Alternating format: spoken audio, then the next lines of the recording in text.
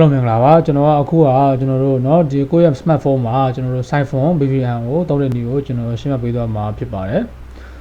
အဲ့တော့ကျွန်တော်တို့အရင်ဆုံး Play Store ကိုသွားမယ်Play Store မှာကျွန်တော်တို့ Psiphon ဆိုပြီးရိုက်ရှာမှာဖြစ်ပါတယ် Psiphon PSIPHON Psiphon ပါ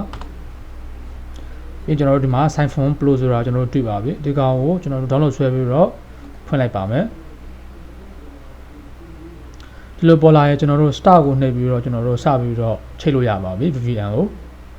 သူ counting လုပ်နေပါတယ်ကျွန်တော်တို့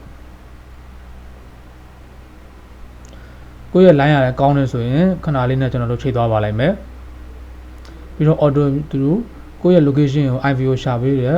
website တစ်ခုကိုသူသွားပါလိုက်မယ်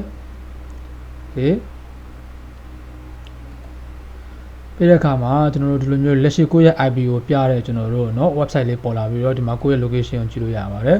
လက်ရှိမှာကိုယ့် location ကကျွန်တော်တို့ Singapore ရောက်ရတယ်ပေါ့နော်ဒါဆိုရင်ကျွန်တော်တို့ VPN ချိန်ပြီးပါပြီပေါ်မှာကျွန်တော်တို့ကြည့်လို့ရပါတယ်ပေါ်မှာเนาะကျွန်တော်တို့ဒီsorry ဒီမှာတော့ကျွန်တော်ကနေပြီးတော့ကျွန်တော်ရဲ့ဒီ VPN notification ကိုကျွန်တော်ဖြတ်ရတဲ့အတွက်တော့မပေါ်ပါဘူးဒါပေမဲ့ကျွန်တော်တို့ဒီတိုင်းကြည့်လိုက်မယ်ဆိုရင်ကျွန်တော်တို့เนาะဒီ top เนาะ icon လေးပေါ်နေပြီဆိုရင်ကျွန်တော် VPN ချိန်နေပြီပေါ့နော် VPN နဲ့ကျွန်တော်တို့စသုံးလို့ရနေပါပြီဒီလောက်ပါပဲကျွန်တော်เนาะဘာမှမခက်ပါဘူးအခက်အခဲရှိရင်ကျွန်တော်မေးလို့ရပါတယ်เนาะ